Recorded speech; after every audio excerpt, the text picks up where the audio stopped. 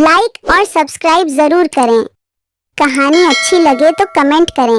आओ तुम, देखो मैं आ गई। मैं तुम्हारे लिए मटर पनीर की सब्जी चावल लेकर आई हूँ। आज मालकिन के घर पार्टी थी ना, इसलिए मैं तुम्हारे लिए खाना बचा कर लाई हूँ।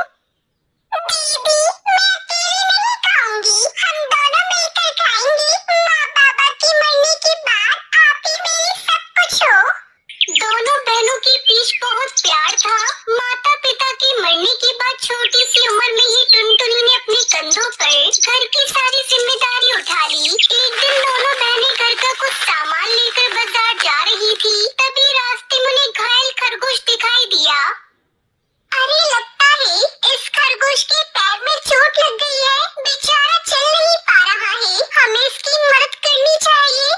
फिर टुनटुनी घायल खरगोश को अपने घर ले आई। उसके बाद खरगोश की मरहम पट्टी की और दाना पानी भी पिलाया।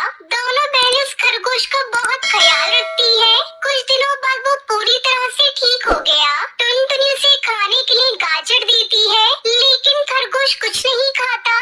प्यारे खरगोश, तुम खाना क्यों नहीं खा रही हो? क्या कोई परेशानी है तुम्हें? तभी खरगोश वहाँ से भागने लगता है। टुनटुनी और पिंकी उसका पीछा करते हुए जंगल में पहुँच जाती है। कुछ देर बाद वो खरगोश उन्हें जंगल के बीच बने घर के पास ले गया। अरे ये क्या, जंगल के अंदर इतना सुंदर घर, आखिर किसका हो सकता है? चलो अंदर चलकर देखते हैं। फिर दोनों बहनें उस घर के अंदर गई। तभी उन्हें कुर्सी पे बैठा हुआ जादूगर कौवा दिखाई दिया। तुम दोनों आ गई। मैं कब से तुम दोनों का इंतजार कर रहा था। आओ मेरे पास आओ। आप कौन हो और आप हमें कैसे जानते हो?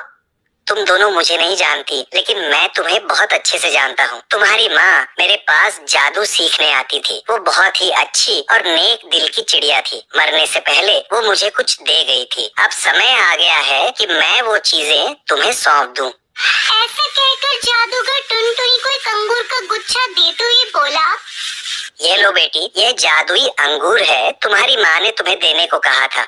ये कहते हुए जादूगर ने टुनटुनी के हाथों में जादुई अंगूर थमा दिए। उसके बाद जादूगर पिंकी को अनार देते हुए बोला, पिंकी बेटी, तुम्हें अनार बहुत पसंद है ना, इसलिए तुम्हारी माँ ने तुम्हें जादुई अनार देने को कहा था। तुम दोनों जादुई अनार और अंगूर को ले जाकर खुले मैदान में रख देना, फिर जादुई अनार और अंगूर का कमाल देखना।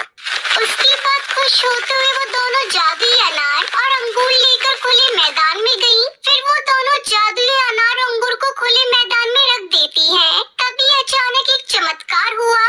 जादुई अनार एक बहुत बड़े जादुई घर में बदल गया, वही अंगूर एक बहुत बड़े अंगूर घर में बदल जाता है। अरे वाह पिंकी, मैंने ऐसा जादू पहले कभी नहीं देखा। माँ ने हमें कितना अच्छा तोहफा दिया है। चलो पिंकी, अपने अपने घर के अंदर चलकर देखते हैं। उसके बाद दोनों बहनें अपने अपने घर के अंदर चली गई। जादुई अनार अंगूर घर ढेर सारे पैसों से भरा हुआ था। ये देख दोनों बहनें खुशी से झूम उठी। अब उनके जीवन की सारी परेशानियाँ दूर हो गयी। इतना ही नहीं, जब उन्हें किसी चीज की जरूरत होती, वो अपने अपने जादुई सेब और अंगूर घर से मांग लिया करती। टुनटुनी जादुई अंगूर घर से गरीब पक्षियों की मदद भी किया करती थी। ऐसे ही एक दिन टुनटुनी रास्ते में कुछ पक्षी भीख मांगते हुए दिखाई देते हैं, जिसे देख टुनटुनी दुखी होते हुए बोली, देखो तो जरा, कितने बेसहारा हैं ये लोग, मुझे इनकी मदद करनी चाहिए।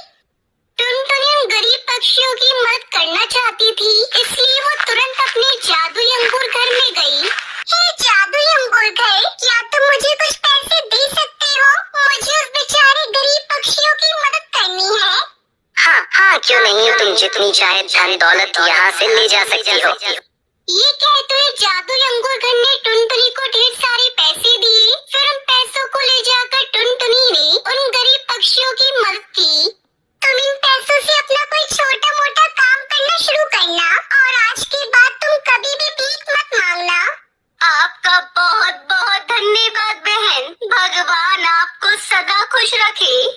वहीं दूसरी तरफ पिंकी धीरे धीरे बहुत ही घमंडी हो गई। वो दूसरों की मदद भी नहीं करती थी। एक दिन पिंकी कहीं जा रही थी, तभी रास्ते में उसे बूढ़ा तोता दिखाई दिया।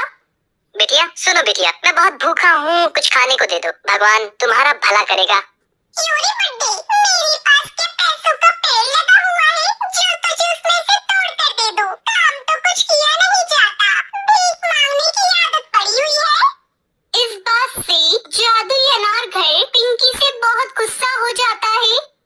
मेरा गलत फायदा उठा रही हो। तुम कभी भी किसी की मदद नहीं करती है, गलत बात है। तो अपनी बकवास बंद कर, ज्यादा ज्ञान बांटने की जरूरत नहीं है। मैं तेरी मालकिन हूँ, इसलिए जो मैं कहती हूँ चुपचाप वही कर। पिंकी की ये बात सुनकर जादुई अनारघर को गुस्सा आ जाता है और वो गायब हो जाता है। जादुई अनारघर के गायब होते ही पिंकी पहले जैसी गरीब हो गई। उसके पास जो भी कीमती सामान था वो भी अपने आप गायब हो गया। फिर पिंकी रोते रोते अपनी बड़ी बहन टुनटुनी के जादुई अंगूर घर के पास जा पहुंची। लेकिन जैसे ही उसने जादुई अंगूर घर के अंदर कदम रखने की कोशिश की, तभी पिंकी को जोरदार झटका लगा। पिंकी की रोने की आवाज सुन टुनटुनी बाहर आई। क्या हुआ पिंकी, तुम रो क्यों रही हो? फिर पिंकी रोते हुए अपनी बहन टुनटुनी